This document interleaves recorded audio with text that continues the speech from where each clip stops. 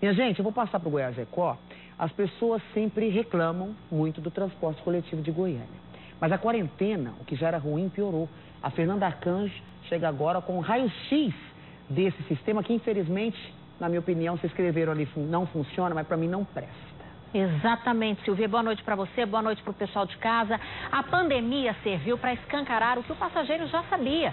Goiânia tem uma das passagens mais caras do país e um transporte coletivo de péssima qualidade. Hoje, o número de ônibus é menor que há 13 anos, quando o contrato com as empresas foi firmado.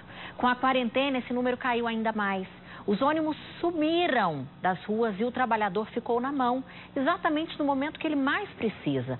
Um retrato dessa triste realidade que milhares de pessoas enfrentam todos os dias na região metropolitana é o que você vê agora na reportagem especial da Patrícia Piazza e do André Luiz Pereira.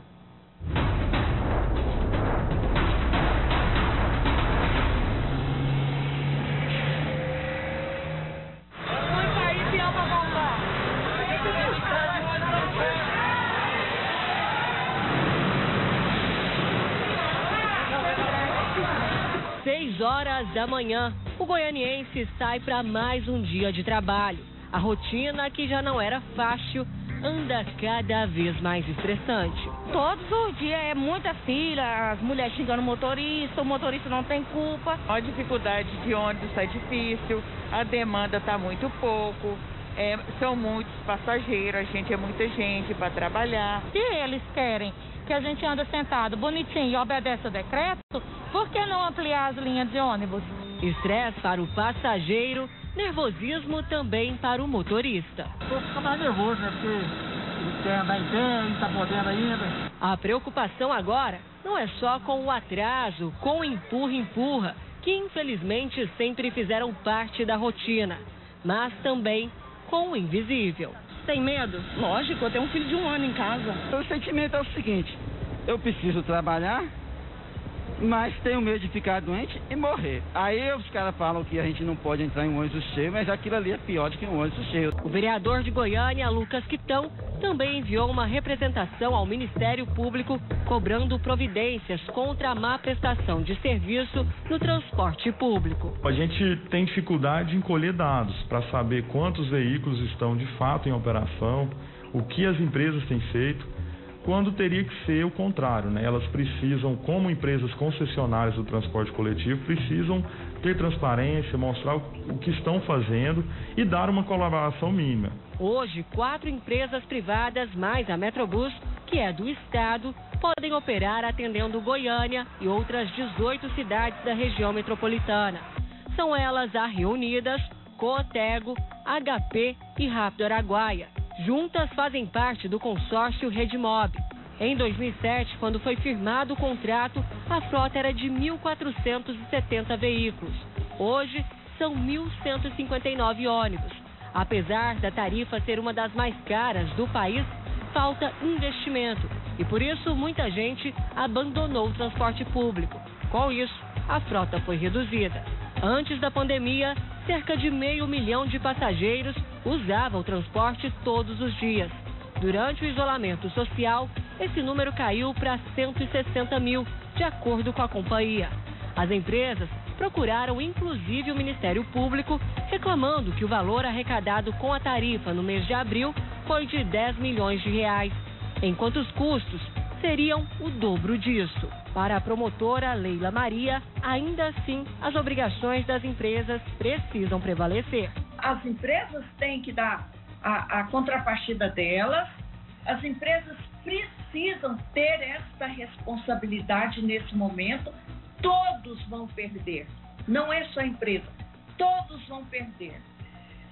Seja em lucros, seja de que forma for, todo mundo vai perder alguma coisa. Agora, é preciso que a população também se conscientize. Se não há necessidade de ir para a rua, não vá. As companhias alegam que houve queda no número de passageiros por causa dos decretos de isolamento social e que não estão conseguindo arcar com os custos operacionais.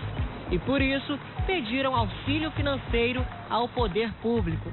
O diretor jurídico do Sindicoletivo, sindicato que apoia os motoristas do transporte coletivo, diz que mais de 100 profissionais já foram demitidos e acredita que a CMTC não vem cumprindo o papel dela de fiscalizar e ajudar na gestão do transporte. A CMTC não existe, nunca existiu. É um grupo de pessoas que trabalha para os empresários goianos. Nem quando a gente fez paralisação rodou tão pouco ônibus quanto agora. Apesar de alegar um baixo número de passageiros, os terminais estão lotados. Para tentar combater a disseminação do novo coronavírus, uma ordem da Justiça obriga, desde o mês passado, as empresas a rodarem com 100% da frota, o que, segundo a Defensoria Pública, não está sendo cumprido. A Defensoria já ajuizou 2 ações civis públicas contra as empresas. A primeira, sobre a falta de ônibus. Esse trecho da liminar concedida pela Justiça diz que a redução da frota de ônibus nesse estágio é agir em sentido contrário às medidas de saúde pública, em desrespeito à população usuária do serviço do transporte coletivo, colocando em risco a coletividade e prejudicando medidas para se evitar a disseminação do coronavírus. Segundo a Defensoria, no dia 23 de março, uma segunda-feira, eram 997 ônibus em circulação. No dia 6 de abril, também numa segunda, esse número caiu pela metade, 498. Os dados foram retirados do aplicativo De Olho no Ônibus, administrado pela Redimob, e que há semanas não está funcionando. No texto da ação civil pública contra a CMTC, fala também que outros canais que traziam mais transparência no transporte coletivo não estão funcionando. A Justiça foi a favor do pedido e determinou que a Redimob volte a fornecer os dados sob pena de multa.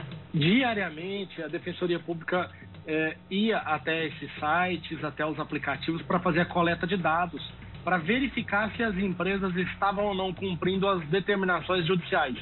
E, infelizmente, eles retiraram essas informações do ar de forma abrupta, sem nenhuma explicação, numa absoluta falta de transparência. Atualmente, ninguém consegue fiscalizar o transporte coletivo, sequer a CMTC fiscaliza.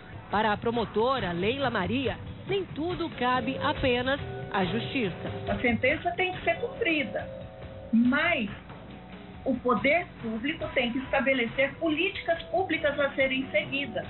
Senão, o transporte não vai mudar nunca. Enquanto o poder público, empresas e justiça travam uma queda de braço, é o povo que segue sofrendo na luta diária. Para a maioria, ficar em casa não é opção. A necessidade faz com que essas pessoas enfrentem o medo da doença e a humilhação do transporte público. É uma coisa que não funciona, está só humilhando a gente cada vez mais, porque a gente paga caro e não tem o direito nem de ir e de vir.